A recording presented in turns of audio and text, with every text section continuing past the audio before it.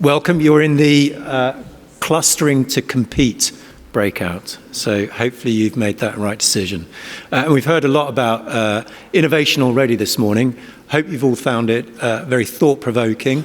And this morning, or rather this afternoon, we're going to continue that theme around collaboration and innovation and clustering. My name is Matthew Howell, and I'm Managing Director for RICS here in the UK and Ireland. And I wanted to welcome you all and thank you for attending today. I'm going to hand over to John Hughes, who I don't think really requires much more of an introduction. Suffice to say, in his day job, when he's not being president of RICS, his firm, Hemson Consulting, is firmly in the urban planning and regeneration and infrastructure space. So I think no better person than John to moderate this session. John.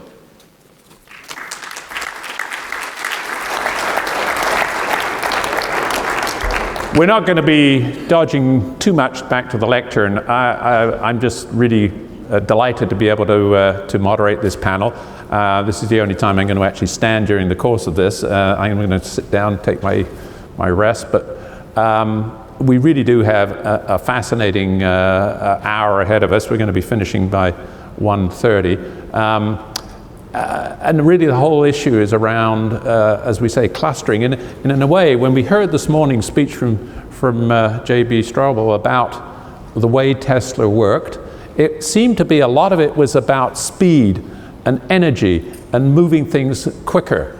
And I think to some degree, that's essentially the same issue which I think clustering is all about. It's this notion that by bringing together clusters of industries or various other types of clusters, that we can actually move things ahead. So I'm not going to do much in terms of introducing our speakers because everybody's got their app and the bios are there.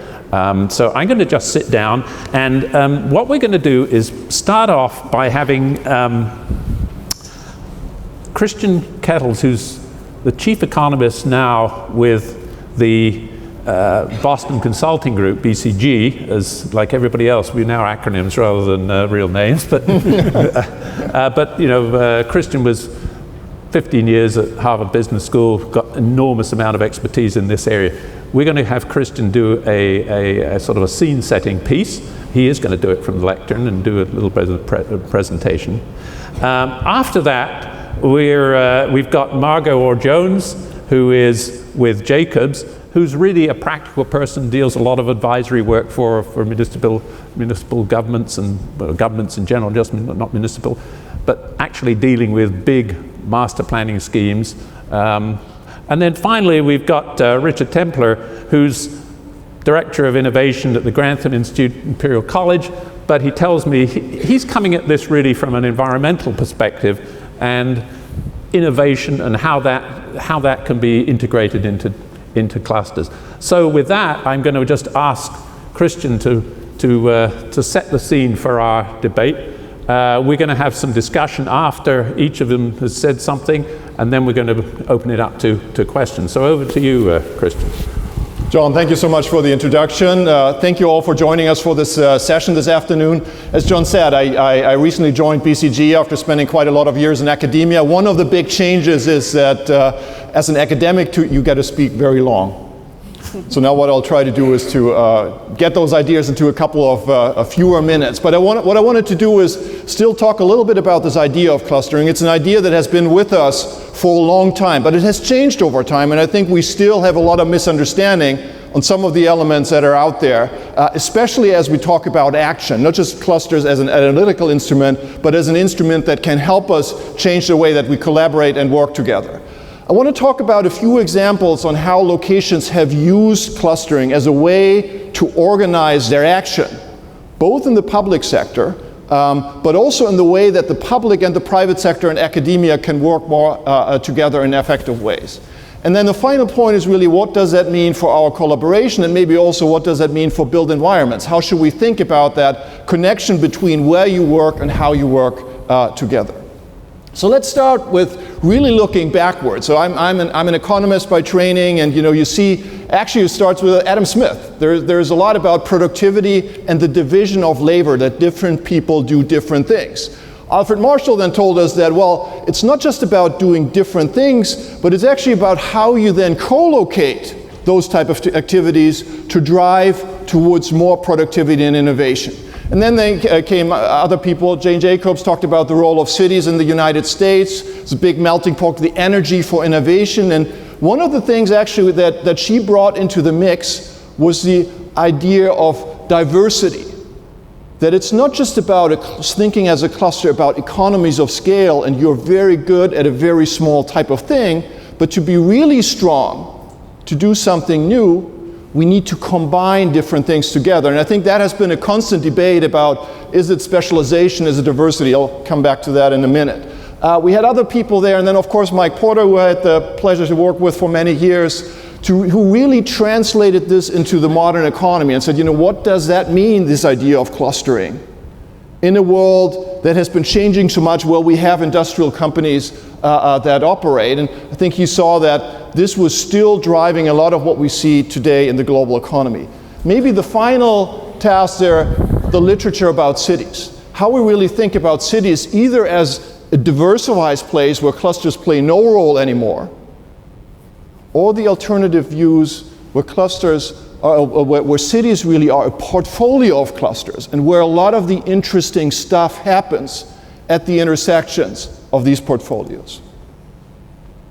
So clusters is a very mature framework, and what this tries to show here, too small to read probably for you in the back, but this is a graphic of the biopharmaceutical clusters in Cambridge and Massachusetts, and each of the boxes is a set of industries, a set of activities that are interlinked, and through that kind of create value. What are the key points here? Well, one is relatedness, and I think this is really where the cluster thinking provides a new perspective towards this tension between specialization and diversity. What the cluster approach tells us is that value and innovation and productivity occurs where we have a combination of different but related things. Now, what is related? I think that's a question that's really with us, and that's something that changes over time, and also with Richard, we'll probably come back to that and say, what is it in his space going on? In the middle, we have proximity, and again, I think that has been an idea that has become challenged more and more as we have become so much more globalized. And people say, why does location still matter in a world where all of us have so many global linkages with each other? What the cluster approach tells us is that the connections that I have locally are complementary but different to the connections and linkages that I have to other locations. So it's not clusters or globalizations, it's clusters within globalization. And that is how the change is happening. It's about linkages that happen not only naturally, but have to be nurtured, and we'll get back to that. And then, of course, it's about critical mass. These effects only happen if you have a distinct amount of activity in a field, not just an idea. The world has been changing from the days when Mike Porter wrote his book, The Competitive Advantage of Nations. And I think some of these forces have been driving towards more agglomeration, so where the role of proximity matters more. And I would say this is mainly because we're much more knowledge-driven. And while we can read papers from people from around the world, and we can look at the patents and so on, a lot of innovation happens in that close interaction, but a lot of it is also dispersion. It's now easier to have suppliers from the other part of the world. What that has meant for clusters is that their profile has changed. They've become often more specialized and more integrated in global value chains and global innovation system. But there is no evidence in our empirical data that the overall weight that clusters have in a modern economy has shrunk by any measure, that they are less important, or that their power in supporting higher levels of productivity or innovation has gone down in any ways. Now, what does this all mean? So far we've only talked about clusters as a descriptive way of thinking about the modern economy. The real question is, what do we do? And there's, this old question about nature or nurture. Is clusters just something that has occurred and we should observe it, but there's really nothing to do with it? Or is it something that we can create if there is higher performance that we see? Now, what economists see is that, if you have here on this horizontal line, more agglomeration, more clusters to the right, and then on the vertical line, better performance, higher competitiveness, we know that the reality follows this gray line. Where there are more clusters, there's more agglomeration, we do see higher levels of performance. But this has led to two very different ways to think about clusters. One is this red line, creating clusters. We just create agglomeration, and magically our performance goes up. And that's worked in some cases. In most cases, it actually hasn't worked, because it's very risky. We don't know how the market plays out. So I think what we see as the way that cluster-based economic development really works is it is leveraging clusters that naturally emerge in the market process, but then use it as a tool for economic policy making. How can we use it? Well, there are different ways to do this. So one is you can organize the policy interventions that you anyway do. Think about workforce development, think about innovation, think about FDI attraction, but organize it around clusters that rather than do it broad-based and say, we're trying to do something for the entire economy. Second thing is to think more about the private sector and say, well, what we need to do is we need to really focus on these linkages. We need to bring companies together, we create collaboration, because that doesn't happen naturally. There's a collective action problem here. So we need to bring people together. And the third one, the most ambitious one, and maybe the most difficult one, is to really bring the public and the private sector together to develop joint action agendas to enhance the underlying competitiveness of this cluster. So let's look at one example from a city where I spent a lot of years working, Cambridge, Massachusetts. This is about life sciences, and people say, okay, well, you have MIT, you have Harvard, what could go wrong? Well, in fact, if you look back 10 years, certainly 15 years, there wasn't a lot of biotech in the city. There was a lot of very good research. Novartis came and put their global research headquarters there, but only because the guy that they wanted to hire as their top researcher refused to relocate to Switzerland. There was no other reason. But what happened over the last couple of years, because if you now go, and you go to Cambridge, you see a lot of activity, a lot of startups.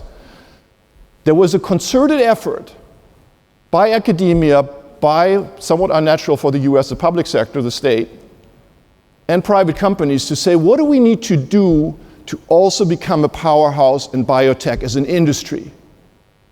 And what they found is that there was not one thing. There's a dial here of a lot of different things. Some are infrastructure, some are mentoring, some are training, but basically trying to create an environment in which smart young companies can come up and find connections to both research and the large companies.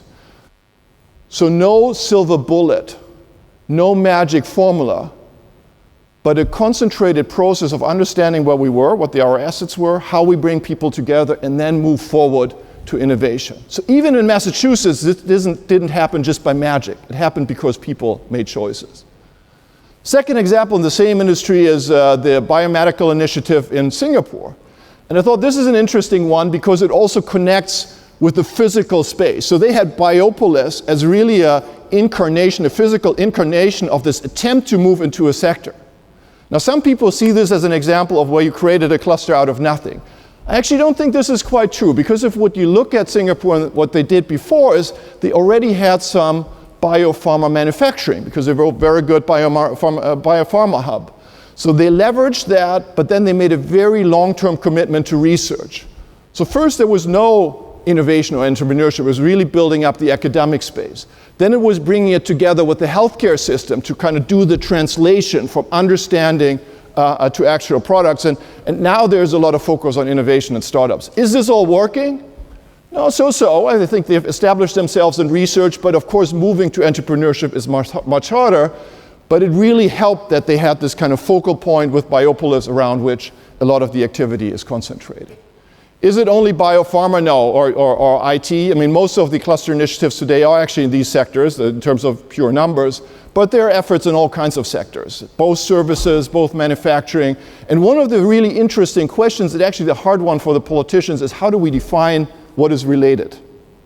Is it the circular economy? Is that the right way to frame a cluster? What are the right topics? So something we might want to pick up in our discussion. What have we learned about key success factors? Because there are literally hundreds of these initiatives around the world, many very good, but many also abject failures, that didn't matter. So one of the things that we've learned is it's actually a lot about the context. And this is this idea about nature versus nurture. You can only improve what you have. It's very hard to create something out of nothing. So understanding what you have in your location, what the competitive advantages are, is absolutely critical. And the second piece is, obviously it matters what you do, what are the activities. But it's much less this idea that there is a silver bullet, this magic innovation, there's an innovation district or this accelerator that really changes things. These are all good things, but it's about how you integrate activities in a coherent strategic action plan that matches with the need of your cluster, the ability of the needs of the market, and what you do more broadly as an economy, all of these things have to come together. And then the final point, I'm also president of a global network of people that work a lot in this field. It's actually about the individuals that do this. How we resource them, how we train them, how they organize their organizations, how we bring those together. If you put in very little, you get out something, but not that much. So you have to think about how we connect that to really the big assets that are out there. What are the implications for different players in this field? I think what we need to recognize is this is really about collective action where everybody has to contribute to every step in the chain.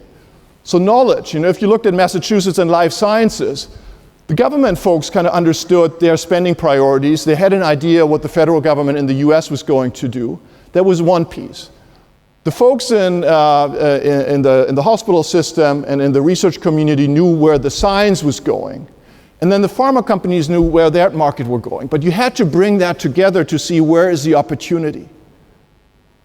Then it's about making a choice. So sometimes people bring in consultants to say, which cluster or, what should be done. But you have to understand that there are many ways you can compete in all of your industries. And so it's about how do we, as a collection of people without a leader, make a choice where most of them said, yep, I buy this. This is where we are going as a location. We need all of them involved. And then, of course, action. It's not just only government. All of those players have to do the things that they control. And finally, there's some sort of governance. How do we follow up? How do we see where we're going? It's really about how do we create that type of collaboration. And that's really, for me, what clusters are all about. It's how we organize the way that we collaborate beyond formal organizational structures, where there's a clear opportunity to tell others what to do. How do we manage to do that? And that's kind of the soft infrastructure. And what we increasingly have to see, how do we bring that together, what a lot of the things that you are doing, kind of creating the physical infrastructure for collaboration and for creating these meeting spaces and supporting these two things together. So in many ways, I think these are two parts of the same coin that you have to bring together. With that, let me close. Thank you. That's great.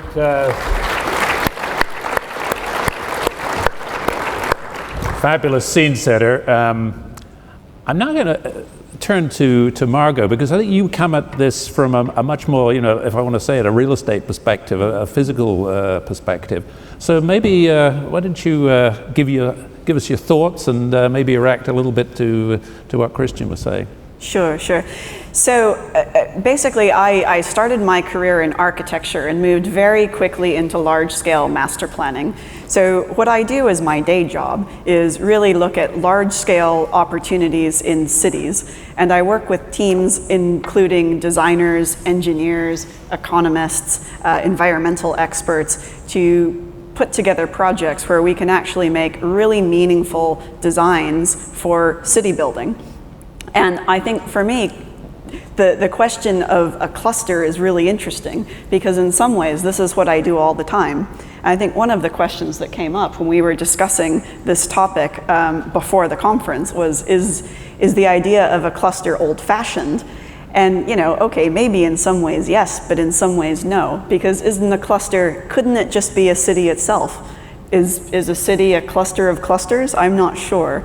But I think for me, we all really identify with the term industrial cluster or innovation cluster, but I think for me a cluster really isn't about a theme. It's actually about synergy. It's about identifying a group of land uses, a group of people that actually feed off each other into this kind of virtuous circle of 1 + 1 + 1 = 6 instead of 3. And I think the reason that's so powerful for me is when I actually go out into the real world and do designs for this type of work, whenever we're looking at our design from a cluster perspective, I actually find that it's more likely that what we're designing really gets built. Because just by virtue of taking this kind of cluster approach, we're including a very strong sense of something as simple as cash flow and the economy from the very beginning. And I actually find that when we look at things from this perspective, they're implemented more frequently, which for me is a win-win-win. Great. I'm now going to get Richard to come at this from a really quite different perspective. And I think this is really sort of particularly from an environmental perspective. So maybe you can give us your take on this before we get into the discussion. Okay, so I had this thing all planned in my head, and it's great having Christian give the introduction because everything that was in my plan just dissolved in front of my eyes. Such is life. So I'm going to tell you this from the perspective of why it is that I'm here, which is a description effectively of London as a cluster. So almost 10 years ago, I stepped out of my standard academic career at Imperial because I thought I could do something useful with what remained of my so-called career, and that was to do something about climate change. And I hope that some of you in the audience will see that as something that, not stepping out of your career, but addressing climate change, both the challenges, but from this morning's talk, the opportunities. We've decided we're going to have a low-carbon world. It's a better future for all of us. And the built infrastructure of the world is one of the great opportunities for change. One of the things that I was interested in was the complexity, the systematic complexity of large projects, infrastructure development projects, and how you could stop us from cementing, quite literally and metaphorically as well, old forms of infrastructure which would not be appropriate for a low-carbon future. How you could stop that from happening. From my perspective, your industry has a way of doing things. It's been doing it for a long time, and it needs a revolution. So, who should I go to talk about these ideas? The RICS. It just so happened that I knew a man in the RICS called John Krause.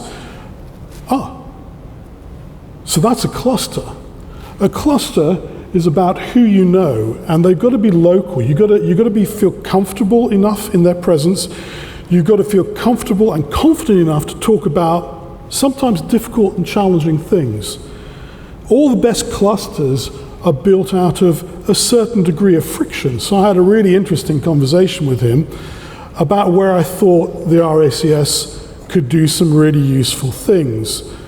In particular, I felt that the surveyors who look at infrastructure all the time and in many cases rate it, make recommendations about it, should not be qualified, should not leave, if you like, the educational component of their career without an ability to make assertions about, actually, this infrastructure is going to be derelict, incapable of functioning under the challenges of climate change in the next 10 years. So this has not got very high value. And John picked that up, and that's why I'm here. So thank you, John, for bringing me to this place. And that shows a cluster in operation. What I would say, however, is London's low carbon, or in my language, clean tech cluster is immensely productive. It's got about 160,000 people working in it. It's worth about over £30 billion a year, and yet you'd be hard pressed to point where it is. And how does that lack of geographical and proximity manifest itself? It's that globally our growth rates are about half what the rest of the world is growing at. So we're growing at about 6 point something percent. The world has been growing at about 11 point something percent since 2008. So we're falling behind, and I believe that part of that is because we have not got an identity. We don't have an Elon Musk as our flag bearer, and we should. We're one of the great global cities, And that's my hypothesis. My hypothesis is that this new future, which is a huge opportunity for you, for me, for everybody else, is going to be established in cities for all the reasons that Christian talked about and that Margot has also mentioned en passant. And so that's what I'm trying to do. I'm trying to make this happen. And there are, I would say, a handful of really big challenges, one of which Christian has already mentioned. Climate change is a physical reality. It's not going to wait for us to get our mojo together, right? We're going to have to actually do this in double quick time. Most clusters form organically. They just happen. And that can take 50 to 100 years. The city didn't happen overnight. This needs to happen in around 10 to 15 years' time if we're going to meet the challenges and opportunities. So big challenges, how do you accelerate the creation of a clean tech cluster? The next big challenge is clean tech is not a sector. It's not architecture, it's not pharmaceuticals. It's actually everything. It's a way of doing stuff. And that lack of sectoral identity is both its strength and its weakness. So how do you create a cluster around an idea of how you're going to approach the future? And the last thing that I'm going to say is something which I think pertains to your field.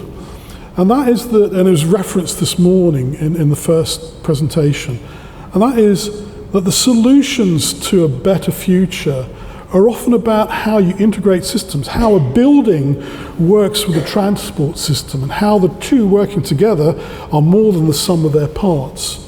Doing systemic innovation, as I call it, is incredibly difficult, and it requires a different type of cooperation, I believe, inside a cluster. And with that, I'll leave off. I'm going to maybe come back to Christian again and start with a somewhat provocative idea, which is, are clusters in a sense not so much redundant, but have they not been in a sense overtaken by some of these other issues? Let's face it, people in decision-making positions who have to devote their time to things have to decide, they're always in a sense rationing out things. Is it necessary, given, from my perspective, I think you alluded to it, not always successful clusters, many failures. Is it something that we really, in a sense, cannot just allow to grow organically? A lot of them actually happen because somebody likes the golf course there and then starts it up. I'm just wondering what you're thinking on that. Is the cluster a concept that was great for the last century, and that we really got to, in a way, focus on some of these other bigger questions? Is it relevant? So I do think one has to take that criticism very seriously, because there are many failures, and the normal economic policy plays out, or the political economy rather plays out. You create vested interests, people that see that money is available want to go after that. At the same time, if I think about the problem that Richard, for example, mentioned, it's a typical type of problem where the solution is not going to come from one technological innovation. It's very seldomly going to come from one company. Maybe Tesla is an exception, but that's a longer discussion that we have. What we need is systemic change. Systemic change is only going to happen if there is some sort of more collective action, collaboration among things, where it's not just about, there's a new law or just the financial incentives, but we as a group decide that this is the way that we'll go. I believe that clusters are part of the solution. They are not the full solution. But I think they can happen, they can help to create a platform to have exactly that type of dialogue, and make sure that we identify where funding should go through, not in terms of new funding, but how we can be more targeted in the way that we use the resources that we have, and how we can build up value chains where individual pieces are missing, rather than expecting one individual firm to do it. So in some sense, maybe we need a new terminology, because clusters is kind of loaded, and people do get the sense that, this was the 90s, and this was in a different time. But I think this idea is still extremely relevant today. I'm wondering, Margot, and I think you also raised the point about the cities. Do you see that new communities are in a sense more, and I mean, big urban master planning developments are more suited in a sense to that synergy between clustering, or do you see that in fact maybe the cities in a sense are attracting clusters themselves? I don't remember people in the past.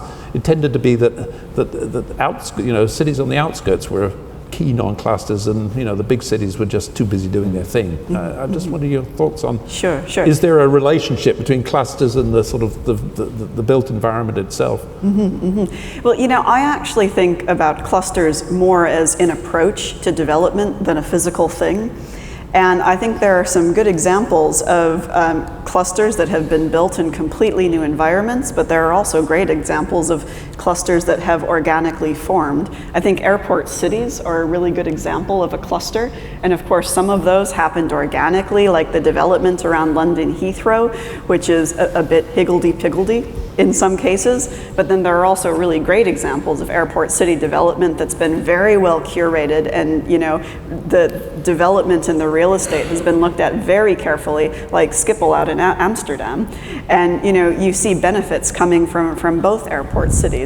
And I think it comes back to that idea of a cluster having a reason to be. In airport cities, it happens to be the airport, but then it's building on that reason to be with synergies in landside development, in this case, that all work together and build on an efficiency from what's around them. And I think that this happens both in new and in old. And I think actually, in order to succeed and in order to bring cities the most benefit from cluster development, we must do both.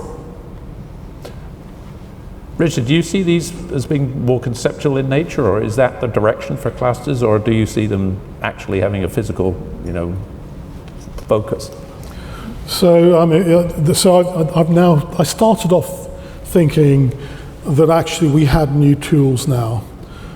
We were able to contact each other and communicate, and there was a lot of free data around and ways of making that data sing.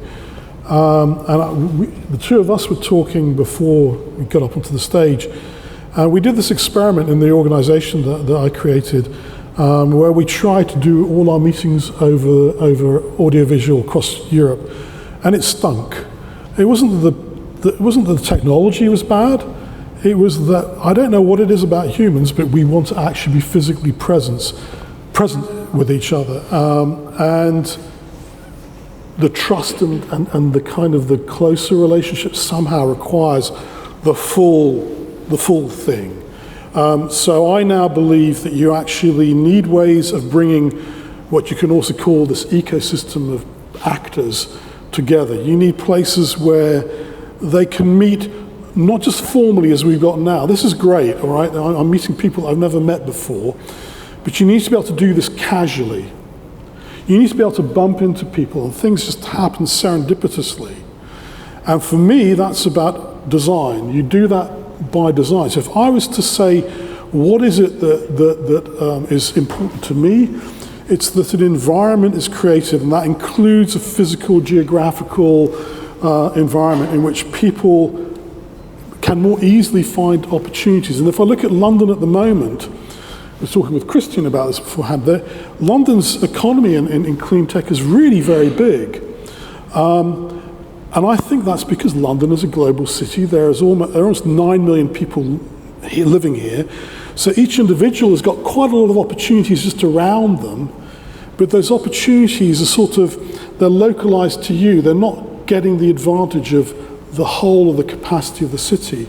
And somehow for me, there's a thing about physical design and about opportunity design, and those two things meeting together.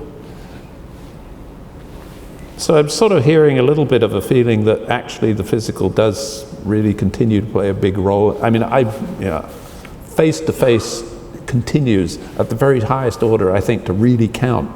And Peter Hall, who I have a huge admiration for in a sense, I think recognized that in his work. I'm just wondering, Christian, do you think government should still be sort of, in a sense, behind this? I mean, I think your talk in a way illustrated the point that it's a lot more complex than that. But do you think that this is something that they should be, in effect, putting their money into? I think, yes, government for me does play a big role into this. And money is one part, but there I would more say, it's not so much about new money into clusters or whatever we're going to call them, but it's about how can we be more intelligent in using the resources that we have. I mean, skills is probably the biggest issue that most of our advanced economies have. How do we do this? I think most of the evidence shows that you need to do that together with companies. You need to focus on certain areas. That has a lot of these cluster aspects to it. So that's one element where I think the way that government operates its own programs, I think, can benefit from being more organized around clusters. The other piece is more about the collaboration between companies and also with academia. And there, at least what I've heard, is that quite often, especially also large companies, say it is important for us that government is at the table. Because otherwise people look at this and say, well, you do this, you're this big company, you do this to create something around you, and this is not neutral, the playing field is tilted. Government gives a very important kind of legitimacy and more neutrality to the platform for collaboration that allows more players to come in. It also comes with downsides, and those need to be managed. I mean, one is, the political economy, that there are interest groups. And one of the things maybe that I also want to say that we often forget is we often talk about clusters as collaboration, and that's true, but clusters are also rivalry and competition. And government is much better in organizing collaboration than enabling competition. And competition is absolutely crucial if we want to keep innovation happening. Otherwise, these become, consortia, and they kind of get stuck and don't do new things. We've got a lot of people here who I'm sure come from cities around the world, and I wonder, Margot or anybody really, to react to the question about being opportunistic. And maybe this is a bit of a silly one, but I don't know, most of you perhaps have heard about Amazon and its desire to put a new headquarters somewhere. And what's your thoughts on being opportunistic? I mean, I come from Toronto, and I have to say, frankly, that and this isn't a political comment, it's merely a statement of fact, that the political environment in the US, I think, is being very it's been helpful to Toronto. It's attracting people unexpectedly that we weren't looking at. So I'm wondering about the issue of opportunism, and maybe you want to comment about Amazon, because it's sure fascinating. Sure. And if you want, you can actually bet on tell us who you think is going to win. Well, yeah, I think being opportunistic is absolutely essential in city development globally, absolutely.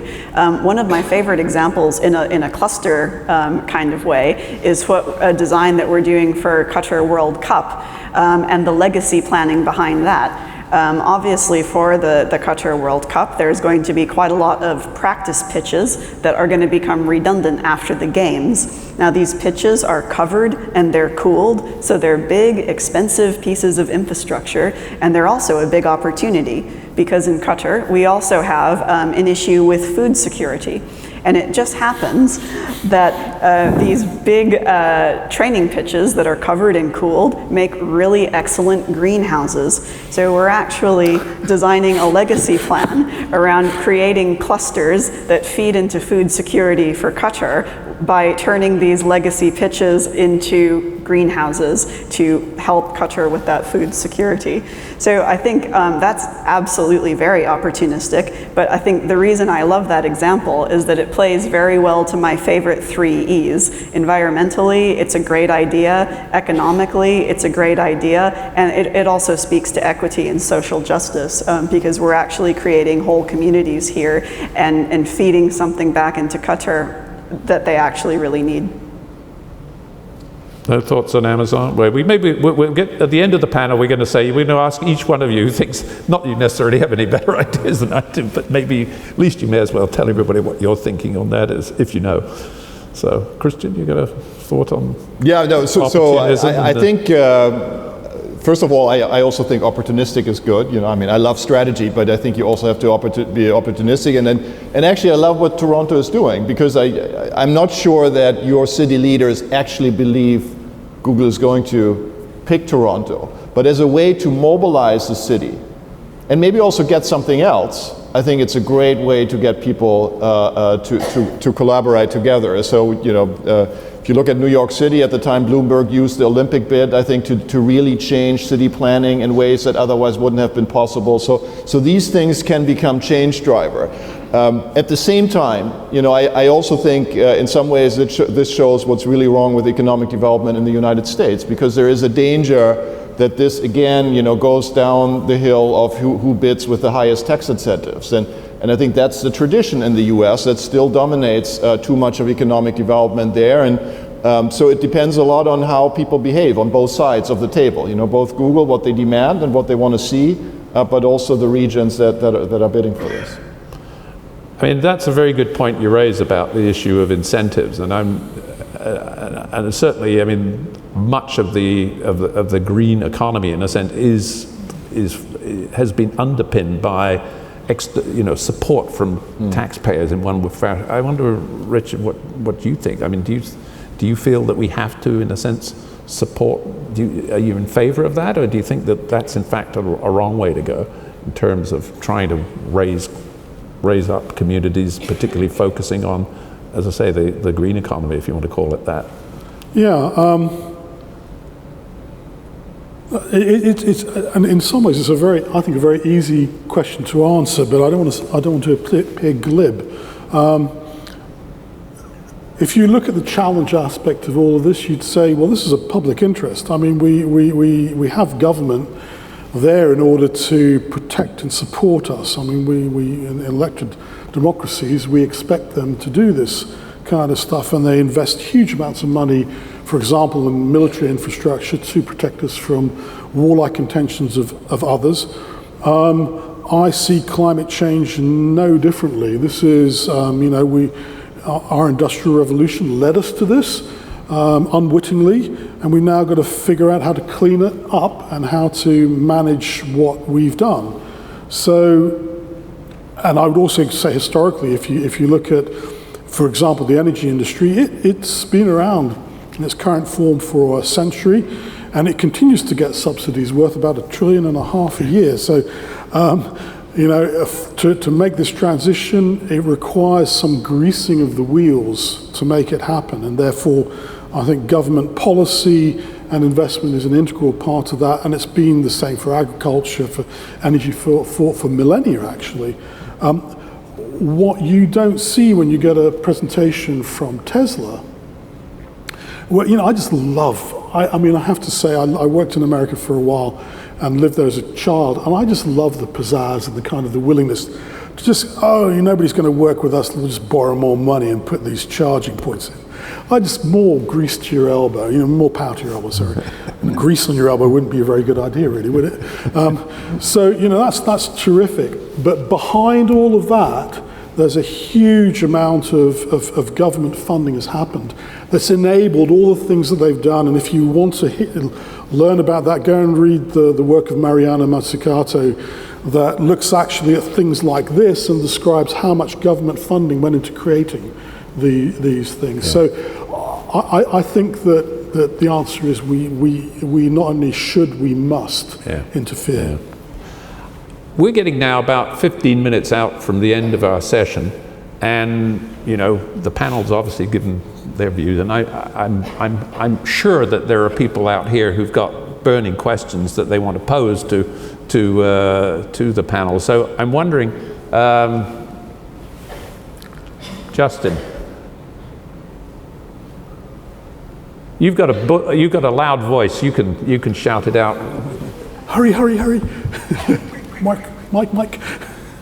And those who've also got questions, maybe you could put your hands up now so that we can be ready for the next question after.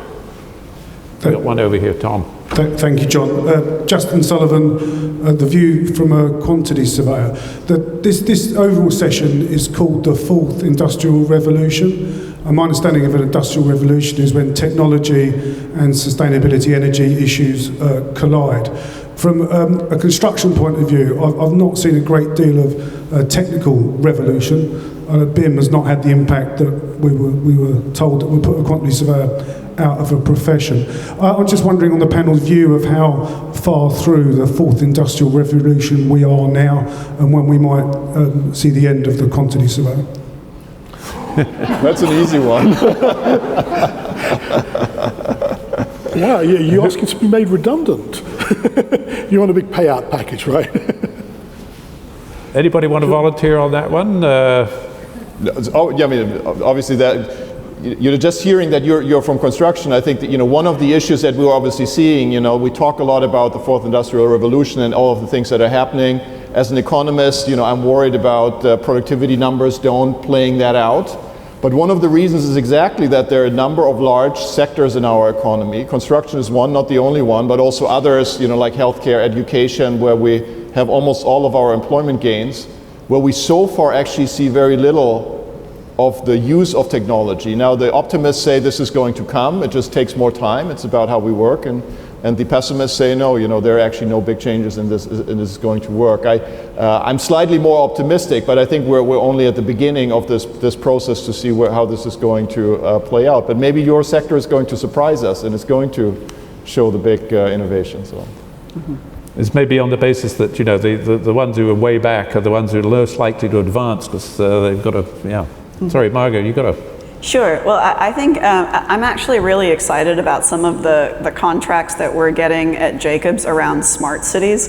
And the reason for that is that we're not just getting contracts to design and deliver, we're also getting contracts that include maintenance and optimization over a period of several years. So I think though we are at the beginning of understanding how this new technology, how this new way of thinking actually pans out in the designs that we deliver, we're actually now in a position where it's going to be our job, and we have clients asking us to not only think about how to deliver, but look at over several years of time, how is it actually working, and how can we tweak it over time if it's not working exactly as we expected it to, and how can we bring in new technologies very quickly into an existing development that actually helps us ramp up and deliver what we promised we would deliver. So I'm really excited and optimistic about the kind of information that's going to come out of that.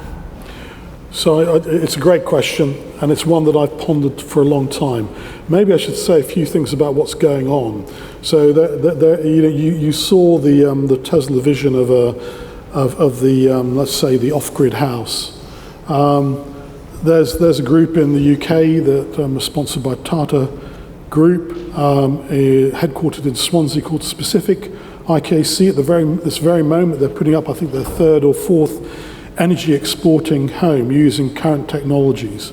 So that for me is a green shoot. There are things going on which I think are really interesting, and I would encourage you to go and have a look, because these things are not going to accelerate to the market without your support. That was why I went to see John.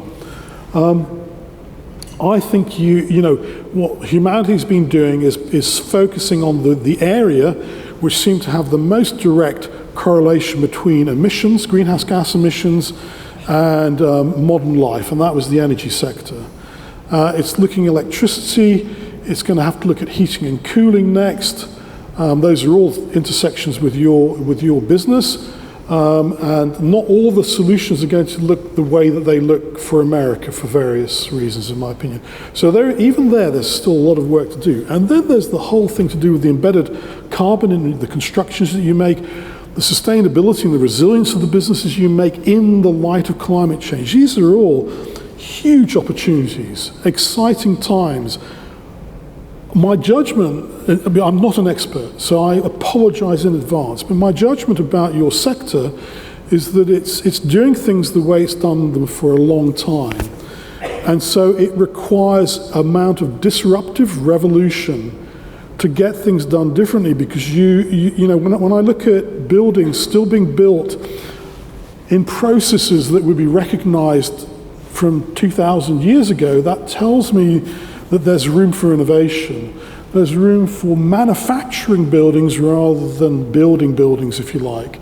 And in manufacturing buildings, there are all sorts of opportunities for doing things differently. So I think there are a number of areas. Agriculture, by the way, is another one, which I think need to get their skates on and get going with trying to understand how they're going to really revolutionize their industries. It's going to be tricky in a way the building industry to be clustered in a sense, because it's by the very nature of it's dispersed around the climate. Can I make a comment to that really quickly? Yeah, absolutely.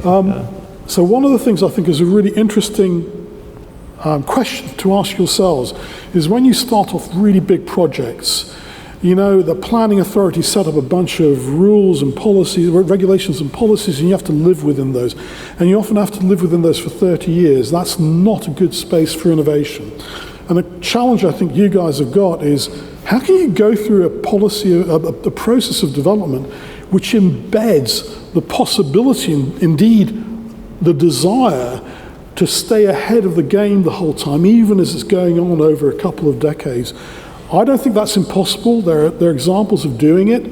I think you could really revolutionize what you do by inviting innovation into those kind of processes. I'm wondering, actually, Christian, I mean, really what you're talking about is the evolution, in a sense, of clusters. How do they actually evolve? I mean, do they evolve, or do they, in a sense, say, well, that's what, you know, Amsterdam was wonderful for a certain period of time and then its time is gone. I mean, can we evolve? Do they evolve? Should they evolve? No, absolutely. I mean, you know, we have to differentiate between clusters as the economic idea and the organizations. But, you know, if we talk about the economic ideas, absolutely. Most of the strong clusters, you know, have that we recognize have gone through massive transformation. In fact, if you look at Silicon Valley, you know, it has totally transformed itself in a much quicker pace than many others, you know, from hardware to software to business models and so on. And so that goes a little bit back to this point about rivalry, because the reason that worked in Silicon Valley was maybe because there was no government plan or an organization that had a kind of a conservative mindset to say, you know, let's just get better at what we're doing today, but open it up for competition. And that's the hard part. Yeah. How do you do that? Sorry, we delayed you on a question. Go ahead. Thomas Dempsey. I work in the construction and insurance sector in risk management. I'm thinking about retail and how in our cities in the UK retail is going through quite a lot of disruption. I'm then thinking that there's going to be reduced occupancy, and yet there's some footfall in these districts. Can you benefit by creating clusters in that sort of environment? And secondly, how do you build intelligent city benefits into that sort of environment? Margot, maybe? Sure. Yeah, I think that the question about retail is an interesting one, and the way that that's changing in the way we're having a shopping experience, because we have, you know, obviously we're buying a lot of our products online, but we're finding also that the shop fronts are still really important, because people do want to touch into a shop front environment, and they want to touch what they're going to buy, they want to see it in person, and they might want to try it on. And then they might go home and look for it at a better price online. But in a way, that means that, yeah, things are changing quite a bit, but they're not changing quite as much as we might have initially thought they would, because that does mean that shop fronts are not closing down. We still need these environments in our cities where people can come together face to face in person, touch their goods, try things on, and also meet each other and have a coffee across the street. So I think that speaks really strongly to the community and the social part of a cluster. And I think we get really caught up in talking about cluster design in terms of the economics, you know, getting the commercial real estate right, but sometimes we forget to talk about the community side of things.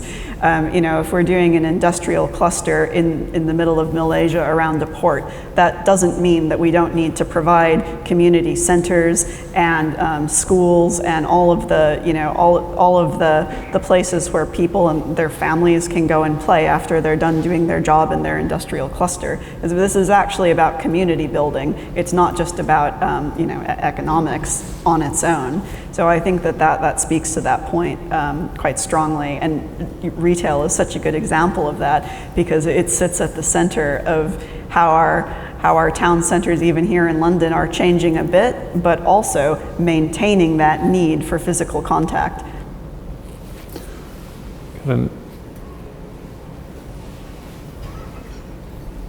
My name's Michael Holden, a small practice in North Lancashire. What I found interesting from your discussions, I just got a thing that came up on LinkedIn about the Clydesdale Bank, who are now opening up their bank to other banks, customers of banks. So is that, in a sense, an example of clustering? Say that again. So you're in Barclays, you can go into the Clydesdale Bank and then you can bank there. It's a bit like going to the old post office, I suppose, in the past. Is that an example of clustering there?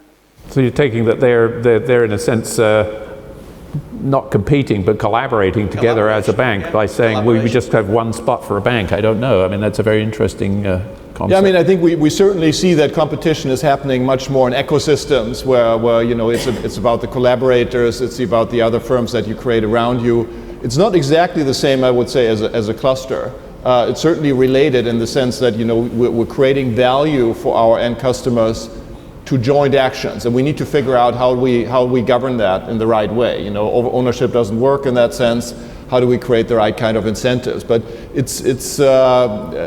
don't think there is a perfect overlay with clusters, which for me has really a lot more that kind of physical location based factor, where ecosystems, they can be global. I mean, they don't have to be rooted in geography like that. Got a question here in the middle. This will be our last question. Hello, David Leiden. I'm originally from Pittsburgh, Pennsylvania, and I'm studying at University of Glasgow. My question was about measurement. How do you accurately measure innovation? And can you reasonably attribute innovation to this intentional clustering? Okay, well, Richard seemed to sort of look as if he wants to have a run at it. Want is a big word. It just so happens that in the last month or so, I had Christian should really answer this, but I've had practical experience. So I engaged the consultancy in answering the question, well, clean tech clusters that in cities that are comparable to London, what evidence is there for economic growth? And the answer comes back that you cannot identify causation, but you can say, yeah, okay, so they started cluster activities. It seems to be of almost any sort, buildings, money being thrown in, or organizations to bring people together. And you observe a doubling to quadrupling of gross added value in terms of sales from that area. There's another study that I didn't do, which was specifically about clean energy technologies, and that simply used patents as a proxy. So, where were the patents geographically located? But of course, as Margot would tell us, and I will tell you, innovation happens all the time. Most of it is never patented, but it does lead to more prosperity rather than necessarily always productivity or GVA. And that is really difficult to quantify, I think, but it's really easy to identify because when you're in a place that's really innovative and buzzing. You can feel it. I don't know. You got a quick...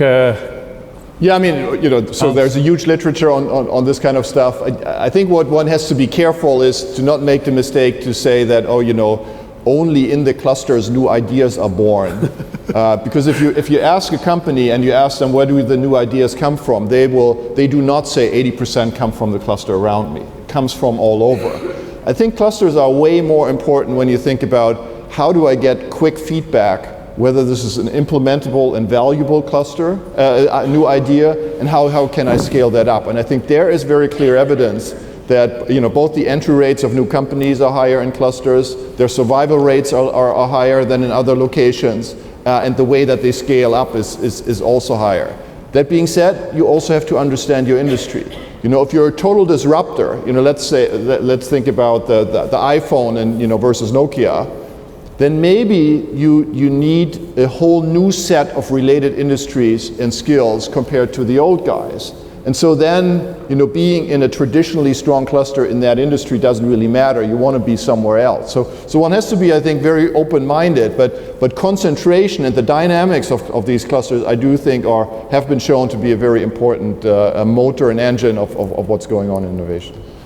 I'm just going to give Margot an opportunity for a final word, and Sure. I'll give you my Reader's Digest version. I think it's really easy to measure in terms of saving money, saving resources, saving time, and that all points towards innovation, especially when you're kind of comparing different scenarios or different master plan options or different locations for where one might locate a company. But then there's also that benefit of association that you get in a cluster that's a lot more difficult to measure, but we all intuitively know is true. And I don't have an answer for how exactly to measure that part. But I think if we start by looking at, okay, how many jobs are we creating? How much money are we saving by locating here? How many resources are we saving, and that type of thing, I think it starts to push us in the right direction. Great. I'm going to wrap this up, and I'm just going to say two things. I think what I've heard is that clusters are very important, but just as usual, it's complicated. And I think that we really have got some wonderful insights from our panel on this very important topic. So I'd like to just ask everybody in the audience to thank our panel in the usual way. Really appreciate it.